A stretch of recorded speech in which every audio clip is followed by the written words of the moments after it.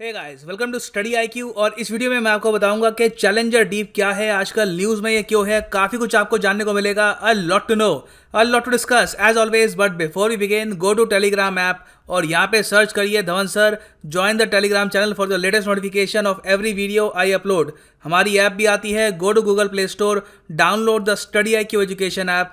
यहाँ पे आप हमारा फ्लैगशिप यूपीएससी कोर्स परचेज कर सकते हैं, जिसकी ईएमआई ऑप्शन भी अवेलेबल है।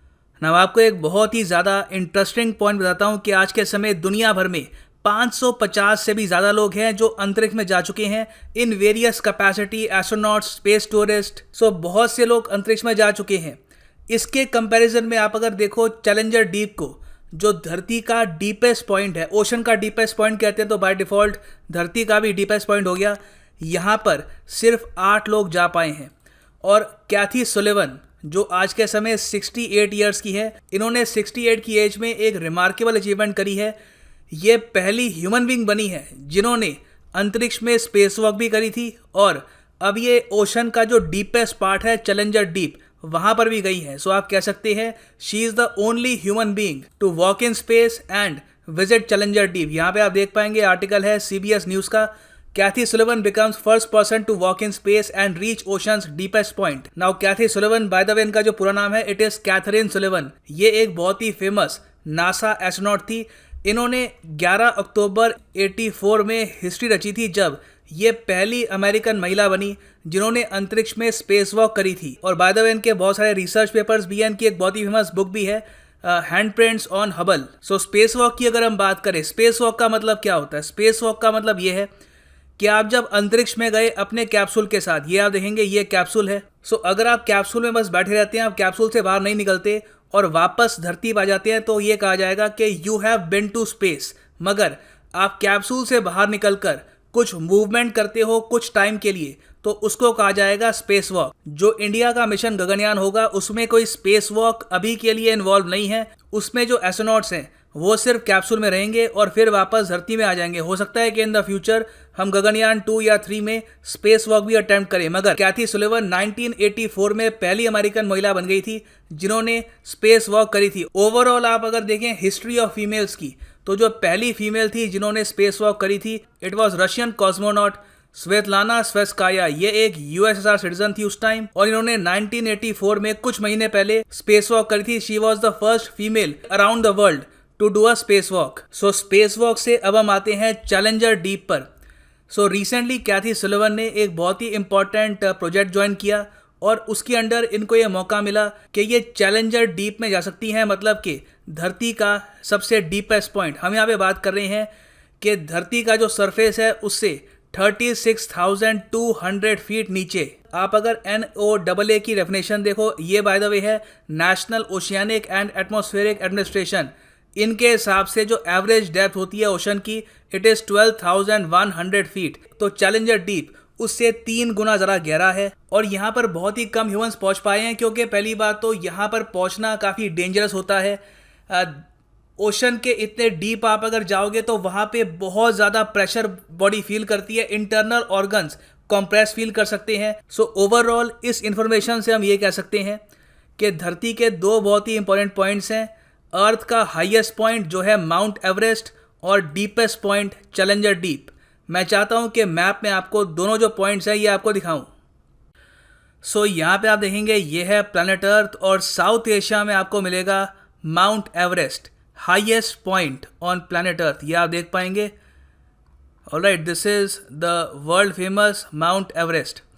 अब कितनी रिमार्केबल बात है, आप खुद सोच कर देखिए कि अभी हम यहाँ पर देख रहे हैं धरती के हाईएस्ट पॉइंट को, और आप अगर यहाँ से थोड़ा सा ईस्ट को जाएंगे तो आपको जापान के पास मिलेगा मरीना ट्रेंच। यहाँ पे आप अगर देखेंगे, this right here, this is the Marina trench. ये आपको मिलेगा कहाँ पर? पैसिफिक ओशन में। और मरीना ट्रेंच का पार्ट है चैलेंजर डीप। ये जो पार्ट है ना धरती का, आप अगर शिप लेके यहाँ पे जाएंगे, आप जेन्युइनली फील करेंगे कि आप काफ़ी अब नीचे आ चुके हैं, और ये एरिया बाकी जो एरिया है ओशन से उससे काफ़ी डीप है। सो पहली बात तो यहाँ पे जाना ही अपने आप में एक काफ़ी यूनिक एक्सपीरियंस होता है। उसके अलावा अब डाइव करना अंदर यहाँ पर, it is quite remarkable. Even though यहाँ पर कैथरीन सलिवन को काफ़ी मशीनरीज की हेल्प थी और ऐसा नहीं था कि बिल्कुल वो बस अपनी बॉडी के साथ गई थी यहाँ पर, उनको वेरियस साइंटिफिक इक्विपमेंट्स की हेल्प थी, उनको काफ़ी प्रोटेक्शन भी यहाँ पे प्रोवाइड की गई थी, मगर तब भी ये अचीव कर पाना इस एज में इट इज़ क्वाइट रिमार्केबल। और बाय द वे आपके लिए एक प्रॉपर मैप मैंने एक और प्रोवाइड कर रखा है। यहाँ पे आप देखेंगे ये है चाइना, ये जापान है और ये है मरीना ट्रेंच। और मरीना ट्रेंच का जो बिल्कुल सदर्न पॉइंट है वहाँ पे आपको मिलेगा चैलेंजर डीप। मरीना ट्रेंच अपने आप में काफ़ी डीप है और चैलेंजर डीप मरीना ट्रेंच का डीपेस्ट पॉइंट है। अब एक और क्वेश्चन आपके माइंड में आएगा कि वेल इसको चैलेंजर डीप क्यों कहते हैं, यहाँ पे जाना चैलेंज है इसलिए नहीं। एक्चुअली एक बहुत ही फेमस ब्रिटिश रॉयल नेवी की शिप थी जिसका नाम था चैलेंजर, तो उसी के नाम पे इस जगह का नाम रख दिया गया है चैलेंजर, क्योंकि इस ब्रिटिश शिप ने इस एरिया को डिस्कवर किया था in its famous expedition between 1872 to 1876। Now देखो मरीना ट्रेंच की एक बहुत ज़्यादा खास बात यह है कि यहाँ पर दो बहुत ही मैसिव टेक्टोनिक प्लेट्स आपस में हमेशा टकराती हैं। यहाँ पे आप अगर देखेंगे ये है पैसिफिक प्लेट और ये है फिलिपीन प्लेट। तो अगर मैं आपको ये फोटो दिखाऊं, यहाँ पर प्राइमरली क्या हो रहा है कि दो मैसिव टेक्टोनिक प्लेट्स टकरा रही हैं और उसका नतीजा है कि एक जगह क्रैक काफ़ी डीप हो चुका है और उसी की वजह से जन्मा है मरीना ट्रेंच और प्राइमरली चैलेंजर डीप। ये जो इमेज है ये आपको प्रॉपर क्लैरिटी देगी। ये दुनिया में जो मेजर टेक्टोनिक प्लेट्स हैं, जो इनकी फॉल्ट लाइंस हैं, ये आप यहाँ पर देख पाएंगे। और ये यहाँ पर पैसिफिक प्लेट है और ये है फिलिपीन सी प्लेट। अब आपको एक बहुत ही इंटरेस्टिंग बात ये बताता हूँ कि जब से न्यूक्लियर वेपन्स को ह्यूमन बींग्स ने इन्वेंट कर लिया था, तब से लेकर अब तक जियोलॉजिस्ट के मन में एक बहुत ही ज़्यादा बड़ा डर ये है कि कभी कोई कंट्री मरीना ट्रेंच के बिल्कुल डीप में चैलेंजर डीप के आसपास एक बहुत ही मैसिव न्यूक्लियर बॉम्ब का एक्सप्लोजन ना कर दे। अंडर वाटर एक्सप्लोजन काफ़ी हद तक किए जा चुके हैं इन द पास्ट और ये कोई बहुत मुश्किल काम है नहीं, मगर जैसे ही ह्यूमन बींग्स ने न्यूक्लियर बॉम्ब्स इन्वेंट कर लिए, बहुत सी कंट्रीज़ के पास न्यूक्लियर वेपन्स हो गए, तो जो भी उसके बाद ट्रीटी साइन करी गई है, चाहे वो 1963 की पार्शल न्यूक्लियर टेस्ट ट्रीटी हो या फिर जो comprehensive nuclear test ban treaty हो ऑफ 1996, इसमें साफ शब्दों में लिखा हुआ है कि अंडर वाटर न्यूक्लियर टेस्ट नहीं होंगे और स्पेशली जो ट्रेंचेस हैं, जो काफ़ी डीप एरिया है, प्राइमरली लाइक मरीना ट्रेंच, वहाँ पर तो न्यूक्लियर टेस्ट बिल्कुल अर्थ के लिए सुसाइड होगा।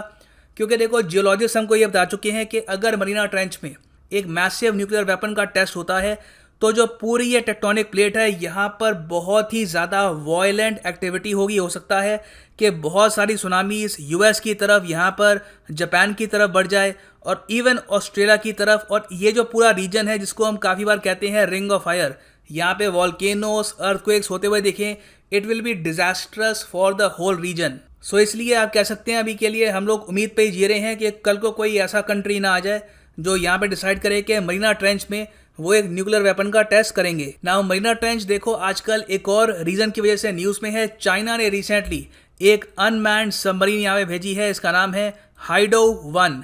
इसने वर्ल्ड रिकॉर्ड सेट किया है। ये मरीना ट्रेंच की काफ़ी डेप्थ पे गया है, अराउंड 10,907 मीटर्स। तो ये एक छोटा सा पॉइंट है, ये भी आप याद रख सकते हैं for exam perspective. So video खत्म करने से पहले एक क्वेश्चन मैं यहाँ पे आपसे पूछूंगा कि स्पेस वॉक करने वाला पहला मेल कौन था, पहला ह्यूमन बीइंग कौन था जिसने स्पेस वॉक करी थी। फीमेल्स के बारे में मैंने आपको बता दिया, मेल के बारे में आप आंसर करो in the comment section below.